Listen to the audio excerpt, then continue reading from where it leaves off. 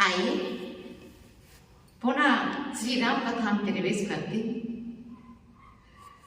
पूर्व में आपने श्रवण किया, भक्त ने कहा प्रभु आपका एक नाम अमना ही है।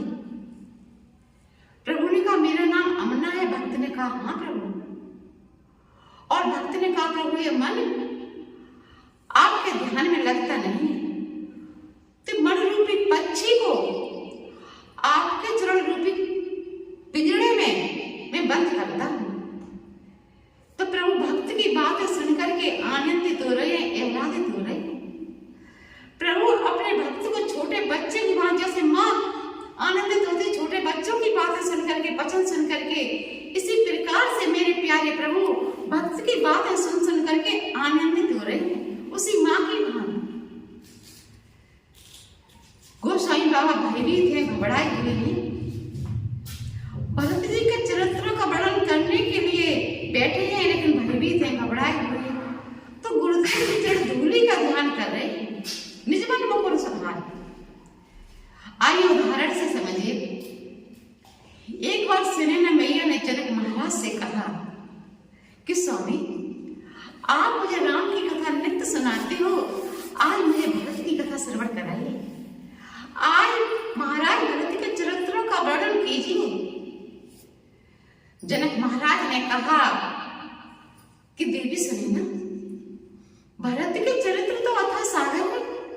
भरत के चरित्रों के बारे में संसार में कोई नहीं जानता, एक है वो जानता है। पूछा सुनैना मैया ने कौन? कि राम। भरत अमिट महिमा सुन रानी, और जाने राम न सके बखान।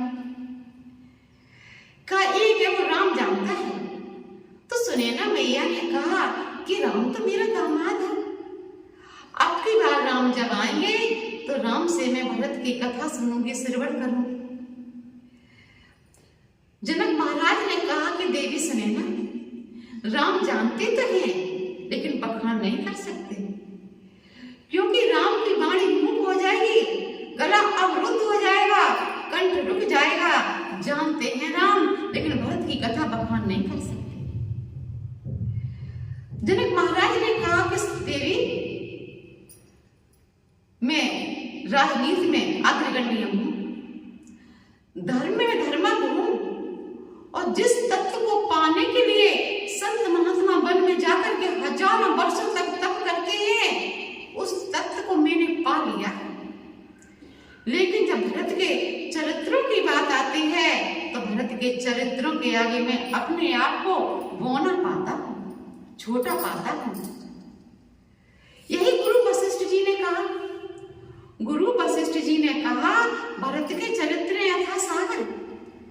भरत के चरित्रों के आगे मेरी बुद्धि ऐसी हो जाती है जैसे एक अबला समुद्र के तट पर खड़ी हो और समुद्र को लांघना चाह रही हो, तो उस अबला की स्थिति उस समय क्या होगी?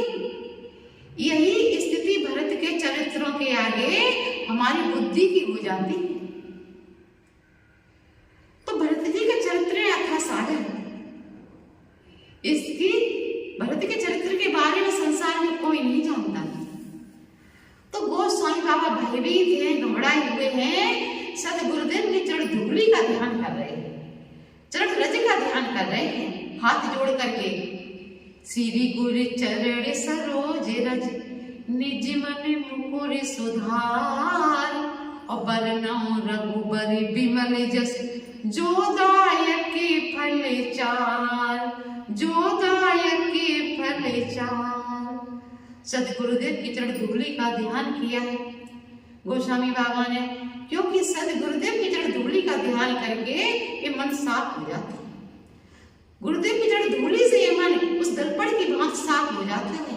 जैसे एक धूल ने दर्पण को गंदा किया तो दूसरी धूलि से ही दर्पण साफ होगा। तो कामा रज से ये मन गंदा हो गया और गुरुदेव की सदगुरुदेव की चरण धूलि से मन साफ होता है।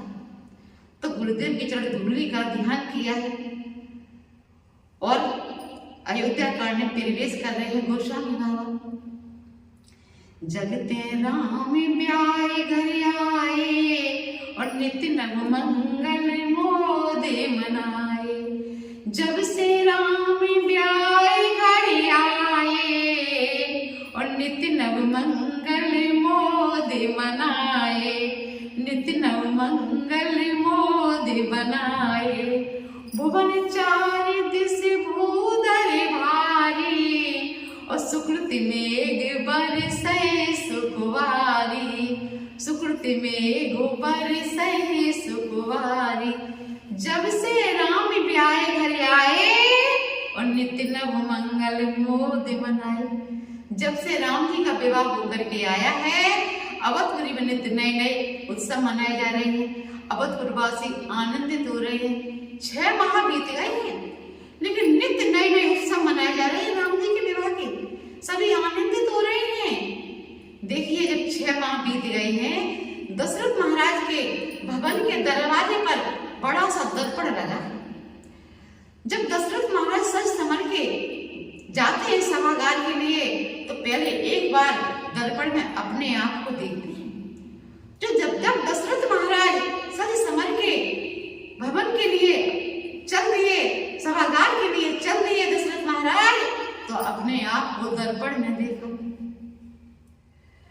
तो देखा क्या कि देखा मुकुट तिरछा हो गया है, कानों के ऊपर श्वेत बाल हो गए हैं।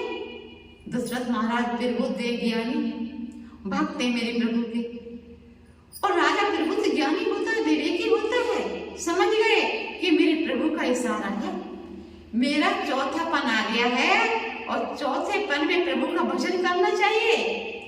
तो मेरे प्रभु का ये इशारा है कि अब राजकार्य पुत्रों को सौंप करके और वन में जाकर के मेरा भजन करिए। समझ गए दशरथ महाराज।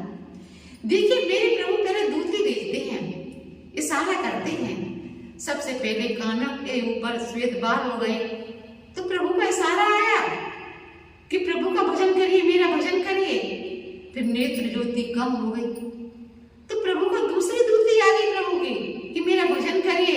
लेकिन हम तो चश्मा बनवा लेते हैं, बाल श्वेत होते हैं तो काले करवाने का इंतजाम करते हैं।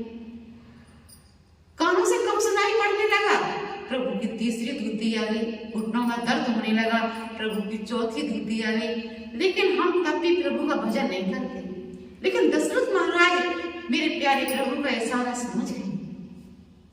दशरथ महाराज भवन की ओर चल दिए हैं, जा रहे हैं दशरथ महाराज सभागार की ओर। सभागार में दशरथ महाराज पहुंचे हैं, तो सबसे पहले अपने मन की बात कहिए पदासीन होने से पहले। आइए, वाणी को मैं यहीं पर विराम देती हूँ। आगे की राम कथा कल मैं आपको श्रवण कराऊंगी। तब तक के लिए जय श्री राम, जय श्री राम।